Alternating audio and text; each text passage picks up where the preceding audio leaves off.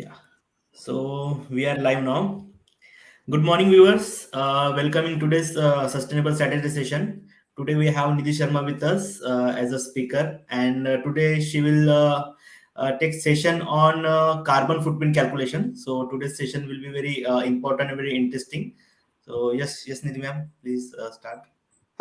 Yes so hi good morning I hope आप सभी excited होंगे इस सेशन को सुनने में जिस तरह से हम एक्साइटेड है सेशन देने में क्योंकि आज का सेशन काफ़ी ज़्यादा इंटरेस्टिंग है। हम कार्बन फुटप्रिंट कैलकुलेशंस के ऊपर बात करेंगे और हम ये भी देखेंगे किस तरीके से कैलकुलेशन की जाती है विच इज़ लाइक बहुत से लोग इसकी पेड ट्रेनिंग लेते हैं, लेकिन ग्रीन यात्रा आपको फैसिलिटेट कर रहा है कि आप थोड़ा बहुत इसके अंदर सीख सकें ताकि आप खुद अपने कार्बन फुटप्रिंट्स को जान सकें, ताकि आप खुद उसके लिए कुछ काम कर सकें। हमारा यही उद्देश्य है। वी रियली वांट कि आप एनवायरनमेंट के लिए जब सजग हैं तो फिर एक्चुअली उसके लिए काम करिए। आप जितना हमसे मदद हो सकती है हम लोग उतना करें। तो एक क्विक रिकैप है, हम फटाफट से कर लेते हैं कि हमने क्या-क्या पिछले 2 सेशंस में बात करी।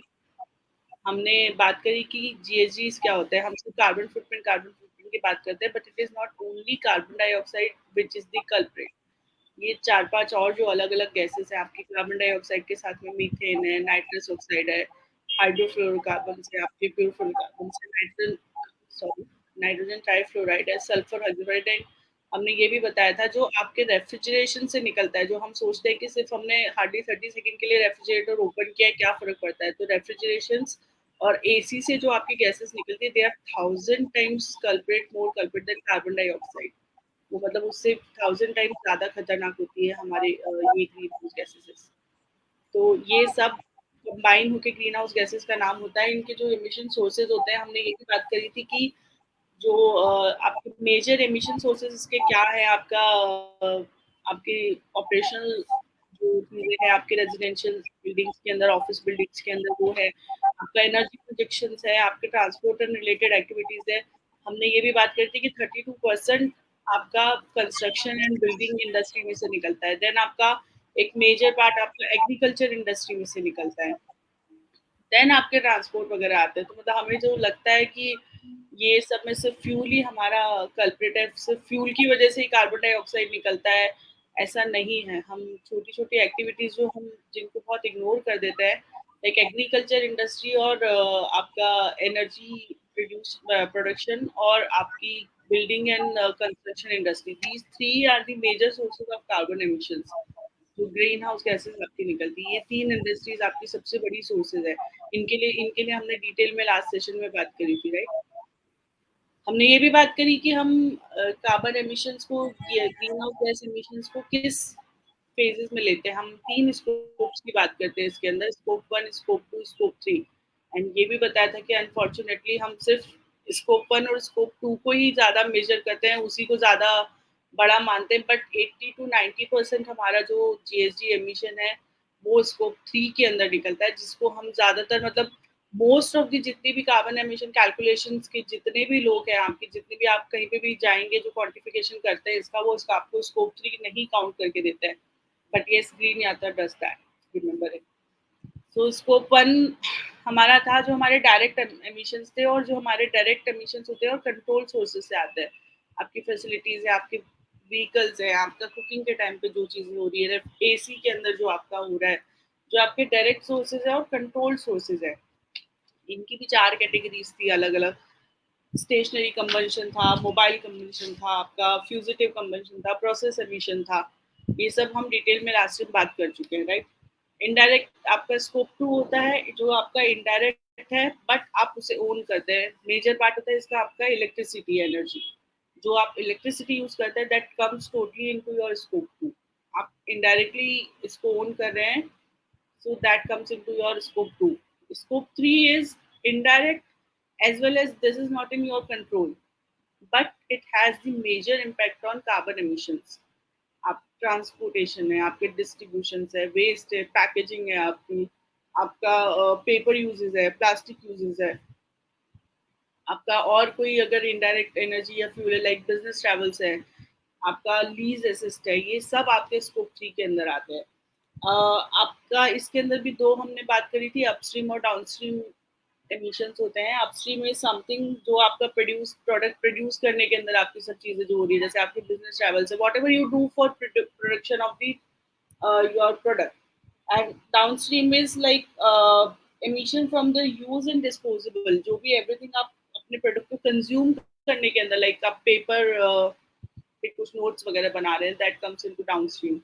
आप प्रिंट कर रहे हैं कुछ चीजें, दैट कम्स इनटू डाउनस्ट्रीम। तो दीज आर स्कोप 3 एमिशंस। ये सब चीजें हम डिटेल में लास्ट 2 सेशंस में बात कर चुके हैं। Now comes the most interesting part, which is carbon footprint calculations. यहाँ पे हम, जैसे हमने लास्ट टाइम बात करा था इंडिविजुअल और इंडस्ट्री वाइज, यहाँ पे भी हम 2 फेजेस में बात करेंगे कि इंडिविजुअल किस तरीके से, मतलब not exactly individual, how you can calculate your carbon footprints for something, कि आपको एक मोटा मोटा आइडिया चाहिए कि ठीक है मुझे समझ में आना चाहिए कि किस तरीके से होता है वो। And something if you actually want to be a more accurate, full accurate के लिए तो yes you need experience, you need trainings to get those things, वो हम आगे डिस्कस करेंगे। But at least more accurate accuracy की तरफ आप जा सके, वो किस तरीके से कर सकते हो। तो यहाँ 2 पार्ट्स हैं आपके। फर्स्ट पार्ट जो होता है सबसे ईजीएस्ट पार्ट, ऑनलाइन कैलकुलेटर्स। आप जाइए, ओपन करिए, there are an number of online calculators. उसके अंदर गवर्नमेंट, इंडियन गवर्नमेंट्स के भी कैलकुलेटर्स हैं। उसके अंदर कुछ टाटा वगैरह जैसी जो स्पेसिफाइड कंपनीज है उनके भी कैलकुलेटर्स हैं। कुछ अच्छे अच्छे calculators, I will give you the reference for that. आप उन पे जाइए, अपना जो भी डेटा है, they have the categories. Her calculator का अलग एक यूजर उनका इंटरेक्शन का है, उसमें दे हैव द कैटेगरीज। आप घर का डेटा अपना भरिए, आप अपना फ्यूल कंजम्पशन कितना है आपका, आप वो भरिए। आप अपना, आपका एनर्जी का डेटा कितना है, आपका वेस्ट कितना है, सब हर की डिटेल कैटेगरीज डिफरेंट डिफरेंट है, आप वो सब डालिए। Then they will give you the idea कि आप कितना आपका अप्रोक्सीमेट कार्बन आप एमिट कर रहे हैं, आप जीएसजी कितना एमिट कर रहे हैं अपना। आपको उसके अंदर बेसिक इंफॉर्मेशन डालनी है, आपका transportation, housing, food, goods and services, the procurement you do for your house, ये सब बेसिक चीजें आपको करनी है। इनके अंदर ये एल्गोरिथम बेसिस के ऊपर आपका जो भी एमिशन है वो आपके करते हैं। यहाँ पे हमने थोड़ा सा इसको और सिंप्लीफाइड किया है कि आप टिपिकली जो जो हमें चीज़ें उसके अंदर चाहिए होती है, आपके ये पॉपुलर ऑप्शंस कुछ है जो कार्बन फुटप्रिंट करते हैं, carbon calculator and my climate.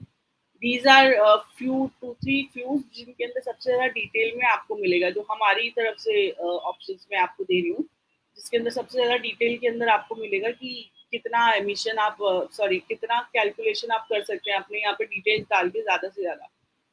सो इसके अंदर आपको अपना सारा वही सिमिलर चीज़ हम दोबारा रिपीट कर रहे हैं, उसी के अंदर आपको वही अपनी लाइफस्टाइल डालनी है, अपना डेली एक्टिविटीज़ डालनी है, कौन सा आप गाड़ी चला रहे हैं ये डालना है, आप कितना रोज़मर्रा की general office, school, whatever wherever you are going, कितना डिस्टेंस आप ट्रैवल कर रहे हैं, what is the size of your house, so that on the basis of that area आपको एक आइडिया मिलेगा कि वहाँ पे कितना उसके अंदर एमिशन आपका जनरली डिलीट हो रहा है। If you are non vegetarian then how much meat you eat. हमने लास्ट टाइम बात करी थी कि खाने से भी हम कार्बन एमिशन हमारा होता है, जीएसजी एमिशन होते हैं। हम सोचते हैं कि कार्बन डाइट हमारा क्या मतलब, डाइट से क्या फर्क पड़ता है, बट हमने लास्ट टाइम बात करी थी कि how serious diet also have a serious integral part of this greenhouse emissions, right?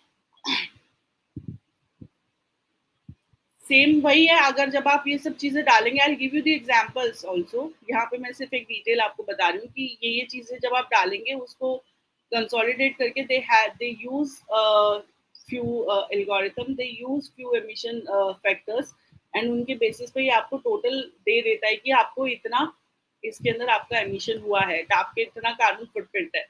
आप जब उस फुटप्रिंट को अपने समझ लेते हैं, उसके बेसिस के ऊपर आप जाके वहां पे उसे अपना ऑफसेटिंग का, जो भी आपको ट्री प्लांटेशन करना है, आपको कोई वाटर बॉडी रेजिनरेट करनी है या whatever you want to do, आप उस तरीके से एक आइडिया लेके अपना ऑफसेटिंग का काम कर सकते हैं।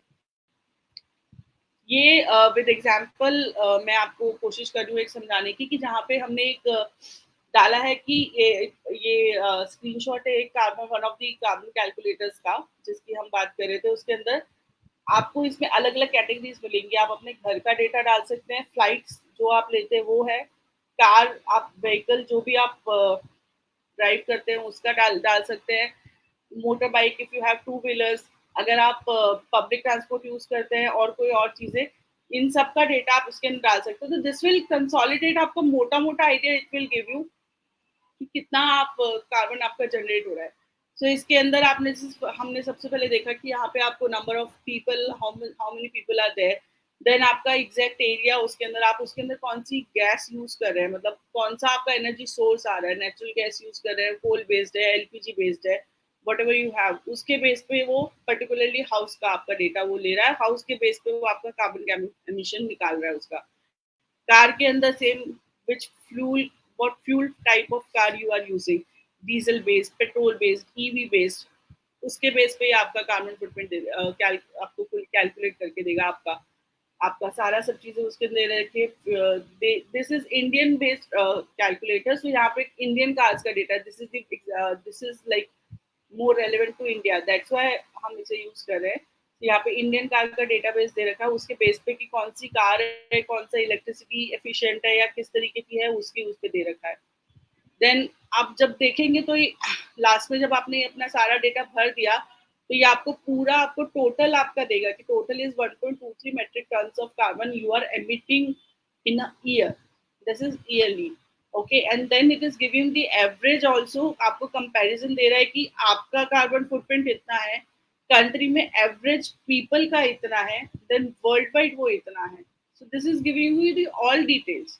आपको पता चलता है कि आप इस समय कहाँ पे हैं, किस किस जगह स्टैंड कर रहे हैं आप, एवरेज कंट्री एवरेज से आप कितना दूर है. सो अगर बहुत ज्यादा डिफरेंस है then you are happiest person on the earth, I guess.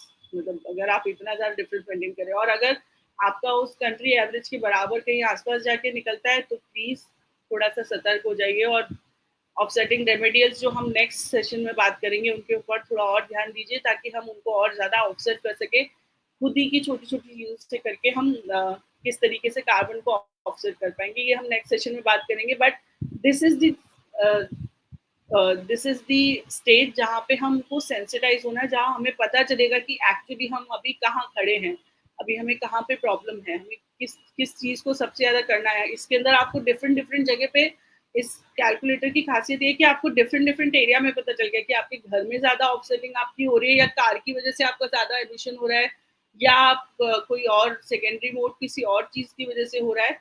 सो यहाँ पे आपको एक पता चल जाएगा कि आप कहाँ पे दिक्कत आ रही है. Okay, now next the part is, ठीक है ये तो ऑनलाइन था. ऑनलाइन के अंदर जनरली क्या होता है कि ठीक है आपको एक मोटा मोटा आइडिया मिल जाता है कि किस तरीके से आपको यहाँ पे आपने सारा डेटा डाला और आपको पता चल गया कि कहाँ पे आपको किस तरीके से चल रहा है. लेकिन इसमें कभी कभी थोड़ी सी प्रॉब्लम ये आती है कि जो एमिशन फैक्टर्स होते हैं हमारे, हम आगे डिटेल में बात करेंगे, they also dependent on several factors. That is not कि वो जो हो गया इसमें डाल दिया एक बार एल्गोरिथम के अंदर वही एमिशन फैक्टर है और उसी के बेस पे हम चीजें कर सकते हैं. दे change frequently, not very frequently, but yes frequently. They depend on the things, they depend country wise, they depend industry wise. So वो चीज होती. तो ऑनलाइन के अंदर सिर्फ एक लिमिटेशन ये कि वो एल्गोरिथम में जो आ गया वो आ गया, उसके बेस पे आपको पता है. लेकिन अगर कोई बहुत ज्यादा एक्टिव है, बहुत ज्यादा अपने बारे में सोचता है, अपनी इंडस्ट्री के बारे में सोचता है, जिसे बहुत एक्यूरेट चाहिए, at least more than near to accurate जिसे डेटा चाहिए, they can use this kind of formulas for carbon calculation. इनके अंदर क्या है आपका, ये पूरी एल्गोरिथम है आपकी. आपको जब भी अपना जीएसजी एमिशन कैलकुलेट करना है, so these are the 3-4 things, major these 3 things you should know and you will get your carbon emission का data. First, activity data. How much, like for an example, आप पानी का data अपना निकलना चाहते हैं. यहाँ पे हमने एग्जांपल दिया फ्यूल का. Okay, will take that. आप कितना लीटर ऑफ फ्यूल कंज्यूम करते हैं, डीजल कितना कंज्यूम करते हैं, पेट्रोल कितना कंज्यूम करते हैं. If you are driving a EV तो इसके अंदर आपका ईवी का डेटा आ जाएगा कि आप बैटरी कितना चार्ज हो रहा है, वो आपके एक चार्ज में कितना बैटरी चल रहा है, तो ये वाला डेटा आ जाएगा आपका. Then comes the emission factor. So emission factor, what is emission factor, हम डिटेल में और आगे भी बात करेंगे, एक जनरल आइडिया मैं यहाँ दे रही हूँ. तो what is the emission factor. Emission factor is किसी भी चीज का, हर चीज का एक एमिशन फैक्टर बनाया हुआ है. यहाँ पे ग्लोबल स्टैंडर्ड के ऊपर एजेंसीज है, नेशनल स्टैंडर्ड पे एजेंसीज है जिन्होंने हर चीज का डेटा बनाया हुआ है. If I am using this internet, हम सेशन कर रहे हैं इंटरनेट का, तो ऑनलाइन स्ट्रीमिंग का भी क्या एमिशन फैक्टर है वो भी एक डिसाइडेड है. आज जो मैं पानी यूज करती हूँ, पानी में भी ड्रिंकिंग वाटर का, आपका वेस्ट वाटर का, आपका सी वेस्ट वाटर का, आपका any water, any kind of other water, उसका भी अलग अलग तरीके का एमिशन फैक्टर है. So emission factor is what which represent the carbon, उसके अंदर कितना आपकी उसकी वजह से कितना कार्बन जनरेट हो रहा है, that is the emission factor, उसका एक रिप्रेजेंटेशन है उसका. देन आपका global warming potential. Global warming potential क्या है? ग्लोबल वार्मिंग पोटेंशियल इज कि आप किसी एक वजह से, मतलब मान लीजिए आपका जो फ्यूल है उसके अंदर आपका कितना कार्बन जनरेट हो रहा है. नाउ हमने जैसे पहले बात करी कि कितनी ग्रीन हाउसेस गैसेज हैं. सो अभी हम यहाँ पे क्या करते हैं कि कार्बन, क्योंकि हम इसे कार्बन फुटप्रिंट कैलकुलेटर्स की तरह से बात करें, कार्बन फुटप्रिंट की बात करें, तो हम ग्लोबल वार्मिंग पोटेंशियल कार्बन के कंसर्न में लेते हैं. लाइक अगर हमने बात करी थी कि मीथेन है, सो मीथेन, आपको हम मीथेन के अंदर कितना, मीथेन का कार्बन इक्विवेलेंट कितना है. लाइक अगर हम 21 पार्ट्स ऑफ मीथेन लेते हैं, that is equivalent to 1 carbon, right. So आपका मतलब 21 parts of methane is 1 carbon. Then अलग अलग उसका आपका लाइक क्लोरोफ्लोराइड का, नाइट्रस होता है, everyone has their own carbon factor, global warming potentials. So उनको हमने कार्बन के अंदर उनको कन्वर्ट करके देन हम ये कैलकुलेशन करते हैं to make it easy, to make it carbon footprint. So हमें एक गैस के अंदर ही ताकि हमें एक फैक्टर टोटल मिल जाए. हमें एक ऐसा नहीं है कि हम मीथेन के लिए अलग कैलकुलेशन कर रहे हैं या किसी और के लिए, तो हम अलग अलग नहीं बताएंगे कि अच्छा ठीक है, if we take one industry की एयरटेल हमने लिया है, तो एयरटेल का मीथेन इतना एमिशन है, आपका कार्बन का इतना एमिशन है, नाइट्रस ऑक्साइड का इतना एमिशन है. नो, हम टोटल की बात कर रहे हैं, इन टोटल की बात कर रहे हैं. सो कार्बन के लिए, सो वहां पे हमने कंपैरिजन करने के लिए उनको उसमें कन्वर्ट कर रखा है. So global warming potential is that. जब हम इन तीनों को कैलकुलेट करते हैं, then it comes to our carbon dioxide equivalent of emission. जो हमारा प्रॉपर एमिशन है, ये वो निकल के आता है. सो नाउ हम थोड़ा सा डिटेल में बात करते हैं. What is our activity data? Activity data is जो भी हमें डेटा मिल रहा है ह्यूमन एक्टिविटीज के अंदर से, जिससे कि हमें लगता है कि कार्बन एमिशन हो रहा है. लगता क्या, ऑलमोस्ट 99% एक्टिविटीज आर लाइक जिससे हमारा कार्बन एमिट होता है, राइट. तो हम अगर ट्री प्लांट भी कर रहे हैं, तो उसके अंदर भी कुछ ना कुछ पार्ट है जिसके अंदर हमारा कार्बन एमिट हो रहा है. तो इट इज नॉट लाइक कि हम ऑफसेटिंग, टोटल ऑफसेटिंग कर रहे हैं. ये वो ट्री प्लांट करने के बाद में हम ऑफसेटिंग कर रहे हैं, बट अगर वो जो प्रोसेस हम देखा जाएगा, so that is also some kind of carbon is emitting from that. So her activity के अंदर हो रहा है, तो उस डेटा को हमें कलेक्ट करना है, और देन उस कलेक्ट करके उस डेटा को प्रोसेस करके मेजर करके देन सारी चीजें होती है. तो एग्जाम्पल्स के अंदर हो जाएंगे आपका कितना लीटर ऑफ फ्यूल कंज्यूम कर रहे हैं, kilowatt of hours of electricity कितना यूज कर रहे हैं आप, कितना डिस्टेंस आप ट्रैवल कर रहे हैं, कितना किलोग्राम्स ऑफ वेस्ट आपने प्रोड्यूस किया है. That waste also will be segregated differently if you want to go into details like wet waste, dry waste. Wet waste के अंदर भी फूड वेस्ट कितना है आपका, आपका कितना आप ऑर्गेनिक वेस्ट है, उसके अंदर आपका कितना आप कंपोस्टेबल वेस्ट है, how much is non compostable waste. Dry waste में भी आपका पेपर कितना है, प्लास्टिक कितना है, एनीथिंग एल्स कितना है. So there are many categories of that. So if you want to go into that details, then it can be it can be gone into like these kind of details as well.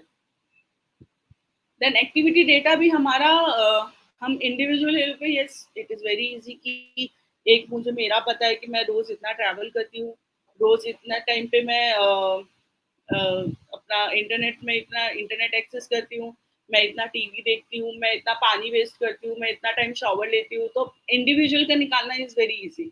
Industry level के ऊपर it is majorly in 2 categories. Like primaries, जो industry अपनी खुद की chain of event से उसको इकट्ठा कर रही है. लाइक एक पर्टिकुलर कंपनी की अगर हम बात करें, for example again energy, Adani electricity है, अगर उसके ऑफिस की बात करें तो उसके अंदर जो चेन ऑफ इवेंट्स हो रहे हैं, उनका कितना टोटल वेस्ट निकल रहा है. एक मुंबई का जो ऑफिस है, मुंबई के अंदर इतने सारे ऑफिस है, एक पर्टिकुलर किसी भी ऑफिस का, एरिया ऑफिस का, अंधेरी ऑफिस का अगर हम बात करें, तो उसके अंदर पर्टिकुलरली उस चेन ऑफ इवेंट के अंदर कितने उनके निकल रहे हैं डेटा, उनका निकल रहा है कि आपका इतना वेस्ट निकल रहा है, इतना ट्रैवल कर रहे हैं लोग ऑफिस आने के लिए, इतना पानी इतना यूज कर रहे हैं.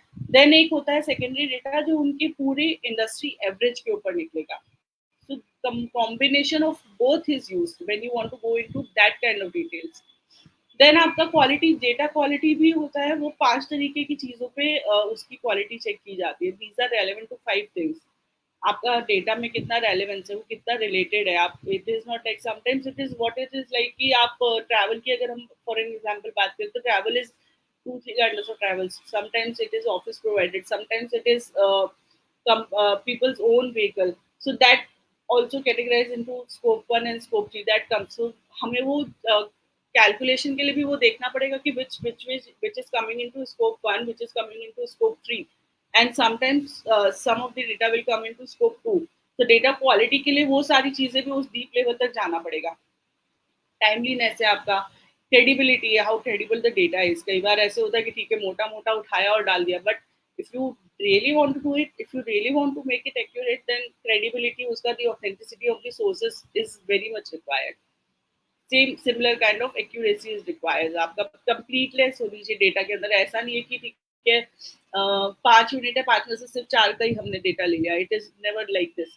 आपको 5 में से 5 का ही डेटा लेना है, फुल डेटा लेना है, then only it is measure, right. Again वही हमने जो स्कोप 1, स्कोप 2, स्कोप 3 की बात करी थी. आपको जब भी डेटा लेना है तो उनको कैटेगराइज करना है. Again I am giving the travel का एग्जांपल. ट्रैवल के अंदर 2 तरह का ट्रैवल है. जब आपका कंपनी प्रोवाइडेड है that will come into scope 1. जब आपका when like employees are using their own vehicle, that will come into scope 3. So same travel hai, but it is coming some part of it is coming into scope 1, some part of it is coming into scope 3. So that we have to keep in mind. It is then only we can get कि कौन सा exact आपका कितना carbon emission हो रहा है. Because scope 1 आपका अगर हम बड़ा कर देंगे तो पीपल आर लाइक कि अगर ठीक है स्कोप 1 ज्यादा है और कम है, सॉरी, क्योंकि बिकॉज इसको अगर आप ट्रैवल खुद के ट्रैवल पे देखेंगे तो कंपनी का ट्रैवल की वजह से स्कोप 1 कम निकलेगा, लेकिन अगर उसके अंदर एम्प्लॉयज का भी देखेंगे तो स्कोप 3 आपका ज्यादा निकल रहा है. So you have to measure it in that way. Okay, उसके अंदर सारी चीजें आपको सारे रिकॉर्ड सब चीजें वेस्ट के अंदर होता है कि अगर if it is paper manufacturing की कंपनी है तो उसका वेस्ट होगा तो वो स्कोप 1 में जाएगा डायरेक्टली उसके, because that is directly own. और अगर वो किसी और कोई और नॉर्मल एनी कॉर्पोरेट है तो उसका जो भी पेपर वेस्ट होगा that will come into scope 3 उसके. So that we have to keep in mind everything. Now comes to the emission factor. जिस तरह से हमने बात करी कि जो भी हमारा डेटा है उसको हमें एक मेजर क्वांटिटी के अंदर कन्वर्ट करना है, तभी हम उसका एमिशन फैक्टर निकाल सकते हैं, उसको एमिशन निकाल सकते हैं उसका. सो एमिशन फैक्टर्स जो होते हैं वो आपके इन कन्वर्जन्स को, जीएसजी एमिशंस के कन्वर्जन्स को कन्वर्ट करने के अंदर हमें हेल्प करते हैं. Averages of ability data of acceptable quantity quality for activity data in the same source of category. Okay, that is emission factors. Emission factors हमारे 3 टीयर्स के अंदर होते हैं. सिंपल अगर हम बहुत ही सिंपलिस्टिक कैलकुलेशन में जाना चाहते हैं तो व्हाट वी डू, हम ग्लोबल लेवल पे आईपीसीसी आईईए डेटाबेस होते हैं, उठाया उनको.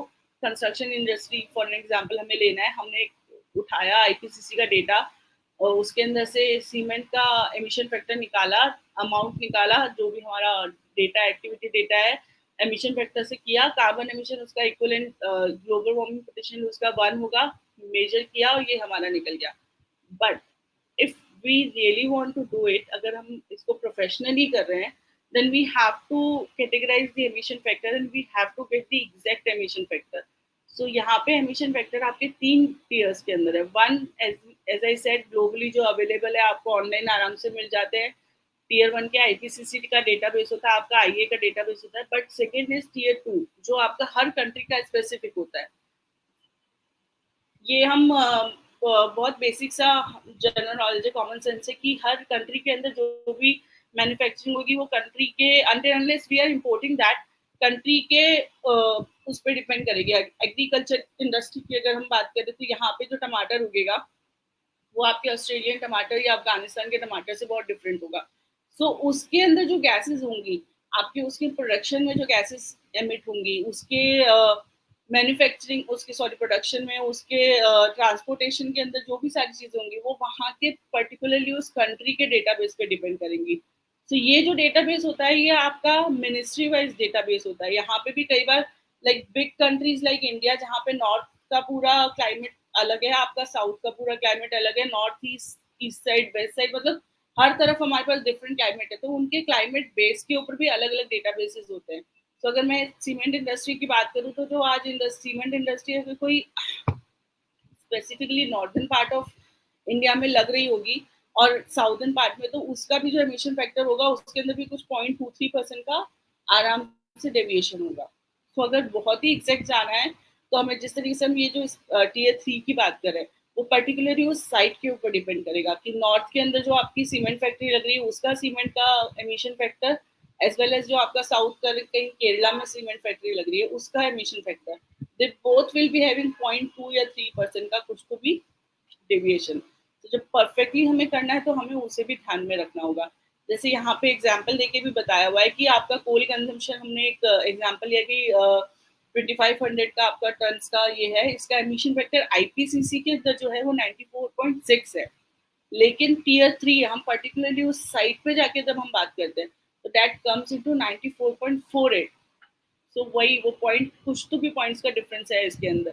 सो if you want to do exact, तो यहाँ पे अगर हम कैलकुलेशन की जब हम बात करते हैं तो डिफरेंस हमारा 246 टन का आता है, which is a big, like 246 ton is very big. So जब उस पॉइंट्स के अंदर हमें लगता है कि ठीक है पॉइंट से क्या फर्क पड़ेगा, बट जब हमारा एमिशन निकल के आता है that makes a big difference. So if you really want to go into that kind of details and if you really want to do it professionally, then you have to consider this. तो global warming potential जो अभी हमने बात करी कि ability to trap heat over time relative to carbon dioxide by various gases. So मैं थोड़ा सा आपको बताने से था, लाइक मीथेन का हमारा 25 है, sorry I said 21 I think. So because somewhere it is like यहाँ पे थोड़ा सा एक डेविएशन होता है, कहीं कुछ डेटाबेस के अंदर इट इज 21, कहीं कुछ डेटाबेस में इट इज 25 और कभी कभी 28 भी है. सो ये एक थोड़ा सा डेविएशन चलता रहता है.